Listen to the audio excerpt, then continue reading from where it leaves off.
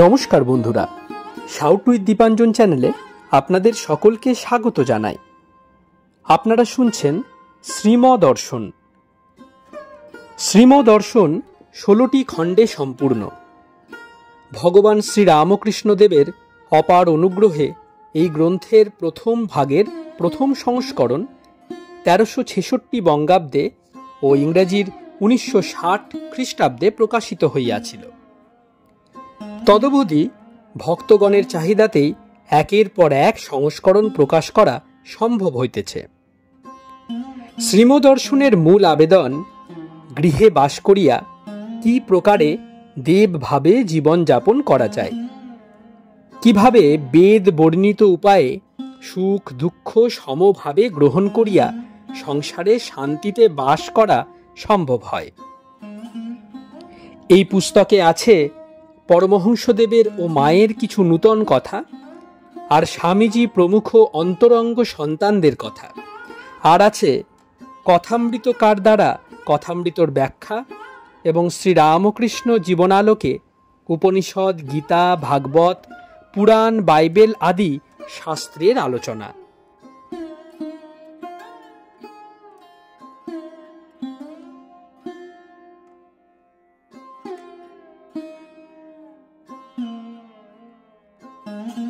আপনারা শুনছেন স্বামী নিত্যাত্মানন্দ বিরচিত শ্রীমদর্শন।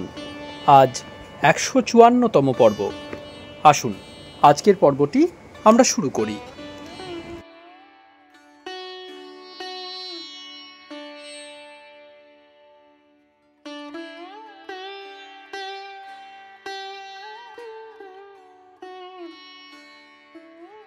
গুরু বই উপায় নাই, সদ্গুরু পাওয়ে ভেদ বাতাওয়ে। গুরু লাভ হয়ে গেলে প্রায় নিশ্চিন্তি। কখনো বিপথে যদি ভ্রমিতে চাই এ হৃদি, তখনই তোমার ওই মুখ হেরি সরমেতে হই গোসারা। রবিবাবুর গানে এটি আছে। গুরুর মুখ মনে পড়লে তখন আর অন্য কাজ করা চলে না। গুরু কর্ণধার। ইতোমধ্যে নিত্যকার ভক্তরা আসিয়া অনেকেই উপস্থিত হইয়াছেন। ডাক্তার বক্সী, ছোট নলিনী, রমণী, সুখেন্দু, অমৃত, সুরেন গাঙ্গুলি প্রভৃতি। এখন রাত্রি 9:15।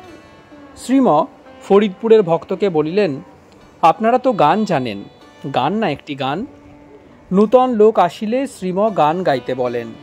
গানে তাদের কি ভাব বুঝিয়া লন। ভক্তটি গাহিতেছেন গান। মন চলো নিজ নিকেতনে, সংসার বিদেশে বিদেশির বেশে মিছে ভ্রম অকারণে। বিষয় পঞ্চক আর ভূতগণ সব তোর পর, কেউ নয় আপন। পরপ্রেমে কেন হয়ে অচেতন ভুলিছ আপন জনে। প্রার্থনা ও সঙ্গীত রামকৃষ্ণ মিশন, সারদাপীঠ, বেলুড় মঠ। শ্রীম আহার করিয়া ফিরিয়াছেন। রাত্রি এখন 10টা। ছোট অমূল্য গাহিতেছেন, কখন কি রঙ্গে থাকো মা শ্যামা সুধা তরঙ্গিনী। রমণী গাহিলেন, গয়া গঙ্গা প্রভাসাদি কাশী কাঞ্চি কেবা চাই, কালী কালী কালী বলে অজপা যদি ফুরাই। কলিকাতা, 19শে জানুয়ারি 1924 খ্রিস্টাব্দ, 5ই মাঘ 1330 সাল, শনিবার, শুক্লা ত্রয়োদশী। পঞ্চম অধ্যায়। শিক্ষাক্ষেত্রে শ্রীম প্রতিভা। 1। আজ শ্রীম মর্টন স্কুলে অবস্থান করিতেছেন। মধ্যাহ্নে গদাধর আশ্রম হইতে এখানে আসিয়াছেন। 3 তলার উত্তরের কোণের ঘরে বসিয়া আছেন। কাছে ডাক্তার ও জগবন্ধু। এখন অপরাহ্ন 6:15।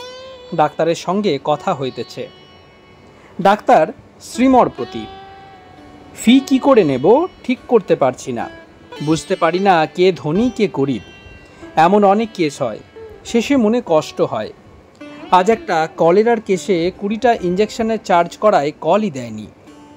পাড়ার অপর একজনের নিকট শুনতে পেলাম, নিত আনে নিত খায়, তাই নিজেই গেলাম। দেখি রোগী সিঙ্ক করছে, অর্থাৎ নিস্তেজ মরমর করছে, পেচ্ছাপ বন্ধ হয়ে যায় অবস্থা। তখন নিজেই বিনে পয়সায় বেলা 2-2:30 থেকে আরম্ভ করে অনেকগুলি ইঞ্জেকশন করে দিয়ে এই এলাম। বেঁচে যাবে, এখন অনেকটা ভালো। ওই পাড়ার কতকগুলি কেস আমার হাতে ভালো হয়েছে বলে ওদের খুব বিশ্বাস আমি ধরলে এটাও ভালো হবে। কিন্তু পয়সার অভাবে আমায় ডাকতে পারছে না। 3 টাকার ঔষধ কিনতে হবে, তাতেই এটা বাঁধা ওটা বাঁধা লেগে গেছে। আবার অনেক স্থলে কম আনলে সে পাড়ার সকলেই কম দিতে চায়। ডাক্তার নীলরতন সরকার 50 টাকা নিয়ে বাগবাজার খালের ওপারে গেছিলেন। আমায় বললেন কম নিলে প্র্যাকটিসে উন্নতি করতে পারবে না, তাছাড়া জুনিয়রদের উপর ইনজাস্টিস করা হবে। এখন কি করব বুঝতে পারছি না। জগবন্ধু শ্রীমর প্রতি। মহাপুরুষ মহারাজ আমায় বলেছিলেন ডাক্তার কাঞ্জিলালের কথা, খেয়াঘাটের ভট্টাচার্যির অসুখ। মঠের লোকই দেখাশোনা করছেন। মহাপুরুষ মহারাজ নিজে কাঞ্জিলালকে ডেকে পাঠালেন। ডাক্তার পেইং কল সেরে যখন এলেন তখন ভট্টাচার্যির হয়ে গেছে, দাহ পর্যন্ত শেষ। বললেন, দেখো অত বড় বক্ত কিন্তু পয়সার ডাক ছেড়ে আসতে পারলেন না। শ্রীম সহাস্যে ঠাকুর বলছিলেন একটি গল্প। এক গুরুর এক টুকরো কাপড়ের দরকার, ভক্তি গ্রন্থ সব বাঁধতে হবে। শিষ্যের কাপড়ের দোকান আছে, শিষ্যকে বলায় বললে টুকরো পড়ুক তখন দেব। হাস্য। টুকরো আর পড়ছে না, কমাস হয়ে গেল। আর একবার গুরুপত্নী মাছ চেয়ে পাঠিয়েছিলে, বললে এখন সব বড় বড় রুই ধরা পড়েছে, কাটিবাটা পড়ুক দেওয়া যাবে। সহাস্য। সংসারের এই অবস্থা। শ্রীম স্বগত উচ্চ হাস্যের সহিত, জুনিয়রদের উপর অন্যায় হবে বলে তো কম নেওয়া হবে না। জুনিয়রদের উপকার হলো, কিন্তু এদিকে যে গরিব রোগী মুমূর্ষু তার কি হলো? গম্ভীরভাবে, ধনীর নিকট থেকে নেওয়া আর গরিবের বাড়িতে কাজ করে দেওয়া এ দুটো ঠিক হলো। এখন মাঝখানেরগুলি ঠিক করাই শক্ত। ভগবান যেমন করান ওই অবস্থায় তাই হবে। তবে করা যেতে পারে কজন লোক কভায় কি করে এইসব জেনে একটা চার্ট করলে হয় না? ডাক্তার, আমি মুখে জিজ্ঞাসা করি। শ্রীম, ওরা সব আনাড়ি লোক, সব বুঝতে পারে না। ক্ষণকাল ভাবিয়া, গরিব কেস চেনে অ্যাটেন্ড না করা, ওমা এ যে মার্ডার করা হবে। ঠাকুর কিন্তু মধু ডাক্তারকে ফি দিতেন। জগবন্ধু, ডাক্তার মহেন্দ্র সরকার তো নিতেন না। শ্রীম, অফার করা হয়েছিল, কিন্তু অনেকেই আসেন দেখে নিলেন না। গম্ভীরভাবে, ডাক্তারবাবু এই কলেরার রোগীর খবর নেওয়া উচিত আপনার। ডাক্তার, আগে হ্যাঁ, সন্ধেবেলা ওরা খবর দেবে বলেছে। শ্রীম, তাহলে আপনি এক্ষুনি উঠুন, গাড়ি তো সঙ্গে রয়েছে। রোগীটাকে দেখে একেবারে বাড়ি ফিরে গেলেও হয়। ডাক্তার আজ্ঞে আচ্ছা বলিয়া উঠিয়া পড়িলেন। বিনা কলে রোগী দেখিতে গেলেন। শ্রীম অনেকক্ষণ ধরিয়া মৌন অবলম্বন করিয়া রহিলেন। ডাক্তারের খুব সুনাম রোগীদের কাছে, আর উনিও ভক্ত লোক। প্রায় সমস্ত বিষয় শ্রীমর সহিত পরামর্শ করিয়া সংসার যাত্রা নির্বাহ করেন। শ্রীম বুঝি তাঁরই কথা ভাবিতেছেন। কিছুকাল পর জগবন্ধুর সহিত উকিল ও ডাক্তারের কথা হইতেছে। জগবন্ধু, রোমান লতে লেক্স ইকুইটা বলে একটা বিধান আছে। এর মতে একজন ডাক্তার যদি একটা অপারেশন করে অথবা কোনো কেস টেক আপ করে, অ্যাটেন্ড না করে, এতে যদি কোনো স্লেভ বা পেশুডাস অর্থাৎ কর্মচারী মারা যায়, তবে ডাক্তার লায়েবল। আবার কিছুদিন পরে এমন হয়েছিল, কেউ যদি কৃতদাস কিংবা চতুষ্পদ জন্তুকে একটুও আঘাত করত, তাহলে আঘাতকারীর শাস্তি হতো। শ্রীম, এতে বোঝা যায় এদের বেশ দয়া ছিল। আজ এই কথায় বড় আহ্লাদ হচ্ছে যে এদের এত দয়া ছিল। জগবন্ধু, এটা অ্যাডভান্স স্টেজ অফ সিভিলাইজেশনে হয়েছিল, প্লিবিয়ানরা যখন শক্তি লাভ করলে তখন। শ্রীম, লেক্স লিচিনিয়াম রেরোগেশনে plebeians could select a consulate from among them. জনসাধারণ স্বীয় শাসনকর্তা নির্বাচন করিবার অধিকার লাভ করেছিল। জগবন্ধু, এটা হয় 377 BC-তে। লিচিনিয়াস স্টলো নামে জনৈক প্লেবিয়ানের নামানুসারে এই আইনটি পরিচিত। এল সেক্সটাস আর সি লিচিনিয়াস এই দুজন মিলে এই আইন প্রণয়ন করেন। একজনের নামে এই আইনটি পরিচিত, অপরজন সর্বপ্রথম প্লিবিয়ান শাসনকর্তা নিযুক্ত হন। শ্রীম, এই কথা প্রসঙ্গে একটা কথা মনে হলো। আমরা তখন হেয়ার স্কুলে পড়ি। প্রেসিডেন্সি কলেজের প্রফেসর লেফটেন্যান্ট আইভিজ আমাদের রোমান আর গ্রিক ইতিহাসের প্রশ্ন করেছিলেন। একটি প্রশ্ন ছিল হোয়াট ইজ লেক্স লিসিনিয়ান, আর একটি প্রশ্ন ছিল write a note on the battle of Thermopylae যুদ্ধের বিবরণ সংক্ষেপে লেখো। সহাস্যে আমার মুখস্থ ছিল আর ওই দিন পড়ে গেছিলাম, খুব লিখে দিলাম। আমাকে তাই খুব ভালোবাসতেন। আরও দুইজন প্রফেসর আমাদের পরীক্ষা করেন। একজন ম্যাথামেটিক্সের পরীক্ষা করেন। ইনি একটি প্রশ্ন করেছিলেন, a bankrupt had assets so much and debts so much, how much could he pay to a pound. একজন দেউলিয়ার এত সম্পত্তি আর এত ঋণ, সে 1 পাউন্ডে কত দিতে পারবে? 4th ক্লাসের ছাত্র ব্যাংক্রাফট মানে জানে না, ব্যাংক মানেই জানে না, তাকে এই প্রশ্ন করা কি খারাপ সিস্টেম। এদের কি সাংঘাতিক বোকামি। রুল অফ 3 জানা ছিল বলে কেউ কেউ আন্দাজে ওই দিয়ে অঙ্কটা কষে দিলে। 2. শ্রীম মর্টন ইনস্টিটিউশনের স্বত্বাধিকারী এবং কর্মে উহার রেক্টর। ওই বিদ্যালয়ের জনৈক যুবক শিক্ষকের সহিত শিক্ষা বিষয়ক কথা হইতেছে। শ্রীম শিক্ষকের প্রতি, কাল ইউনিভার্সিটিতে ভার্নাকুলার মিডিয়াম হওয়ার কথা উঠেছে, কংগ্রেসও তাই বলেছে। শিক্ষক, এতদিনে বুঝতে পারছি সাবস্টেন্স লেখার মানে কি। পাঠ্যাবস্থায় মুখস্থ করে খালি উদ্গার করে এসেছি। শ্রীম, দেখুন কি কাণ্ড। ছি, ইংরেজি তুলে দিলে হয়? আচ্ছা, আমরা যে মেথড চালিয়েছি এতে কিরূপ কাজ হচ্ছে? শিক্ষক, খুব কাজ হচ্ছে। এখন না বুঝে মুখস্থ করতে হয় না ছেলেদের। ইতিহাস পড়াবার সময় নূতন প্রণালী অবলম্বন করায় ছেলেদের খুব উপকার হচ্ছে। প্রশ্ন করে মুখে মুখে উত্তর বলে দিই পয়েন্টস ধরে, আর ম্যাপে স্থান দেখিয়ে দিই। এতে দেখছি ছেলেরা মুখে মুখে শিখে ফেলে, বই প্রায় পড়তে হয় না। ইংলিশও বেশ হচ্ছে। কোনো একটা পাঠ আরম্ভ করবার পূর্বে সমস্ত বিষয়টা বাংলায় গল্পের মতো বলে দিই। তারপর প্রধান প্রশ্নগুলি কি হতে পারে উত্তরসহ সেগুলোও বলি। মাঝে মাঝে 2-1টি ছেলেকে জিজ্ঞাসা করাও হয়। এতে মনোযোগও হয় আর শুনে বলার অভ্যাস হয়। এরপর পাঠ আরম্ভ হয়।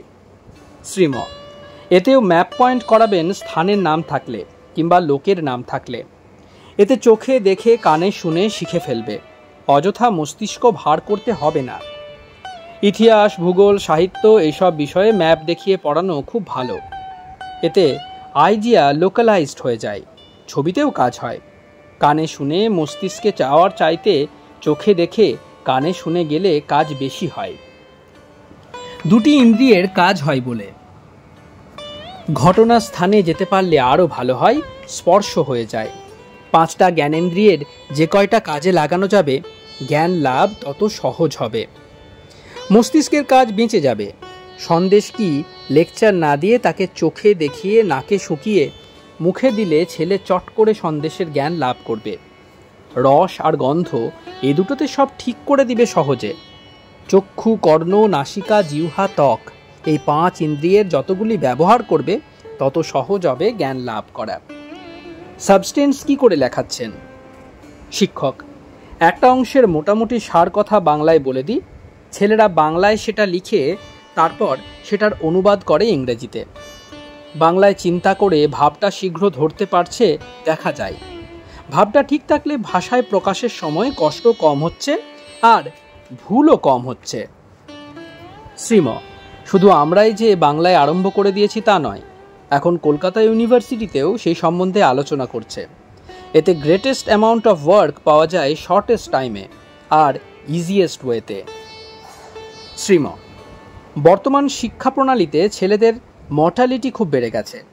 হঠাৎ জ্বর হলো আর অমনি মৃত্যু। বাপ বুঝতে পারলে না কেন এরূপ হলো।